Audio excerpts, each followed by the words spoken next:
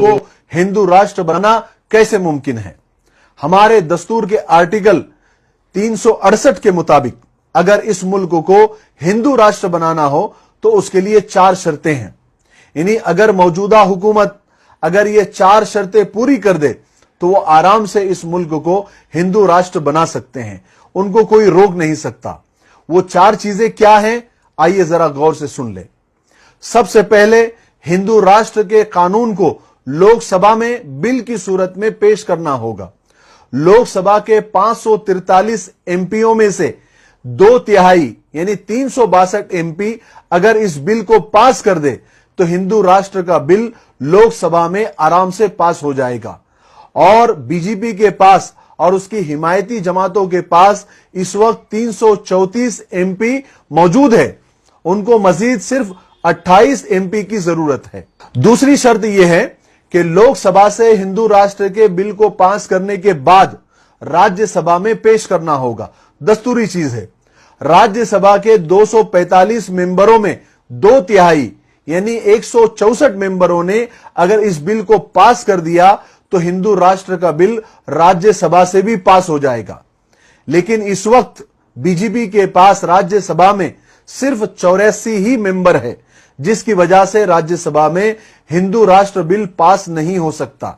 लेकिन याद रखें 2022 में बीजेपी के पास 2/3 मेंबर राज्यसभा में हो जाएंगे, यह उनका टारगेट है। तीसरी शर्त यह है कि हिंदुस्तान के 29 असेंबलियों में से कम 15 असेंबलियों में इस बिल को पास करना पड़ेगा।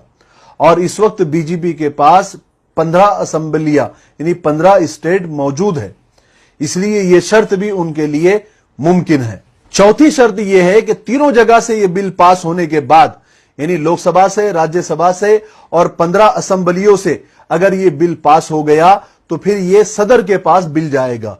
और अगर सदर हिंद ने इस बिल पर दस्तखत कर दिए तो यह बिल पास हो जाएगा।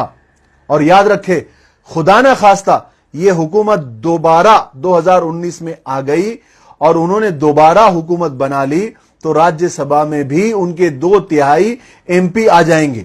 फिर उन्हें इस मुल्क को हिंदू राष्ट्र बनाने से कोई नहीं रोक सकता। फिर उसके बाद यह मुल्क जमहूरी मुल्क नहीं रहेगा बल्कि हिंदू राष्ट्र बन जाएगा। ना इलेक्शन होंगे, ना सियासत में कोई आ सकता। इसलिए बीजेपी के एमपी बार बार ये बयान दे रहे हैं कि 2019 का इलेक्शन ये आखिरी इलेक्शन होगा, इसके बाद कोई इलेक्शन नहीं होगा। मोहतरम हजरात, 2019 का इलेक्शन मुसलमानों के लिए बहुत बड़ी आजमाइश का इलेक्शन है। इसलिए उलमा, दानिशवरान और सेकुलर गैर मुस्लिम भाई भी सख्त तशवीश में मुब्तला है। इसलिए सारे मसलक के उलमा बड़े दर्द के साथ बार बार ये अपील कर रहे हैं और हम भी बार बार ये बोल रहे हैं कि इस इलेक्शन में किसी भी किस्म की गफलत न बरते। हर मुसलमान को चाहिए कि मसलकी इख्तलाफात, जमाती इख्तलाफात, बिरादरियों की इख्तलाफात, इन सब से ऊपर उठकर खालिस अल्लाह के दीन की हिफाजत के लिए वोट डाले। हर एक अपने पड़ोसियों को, खानदान वालों को इस तरफ मुतवज्जे करें कि कोई वोट डाले बगैर न रहें। मुसलमानों के लिए जरूरी है कि वो कम से कम इस इलेक्शन में 100% वोट डाले और अपने वोटों को तकसीम किए बगैर मुत्तहिद होकर वोट डाले। मोहतरम हजरात, 2014 में बीजेपी के इख्तिदार यानी हुकूमत में आने की वजह मुसलमानों की 3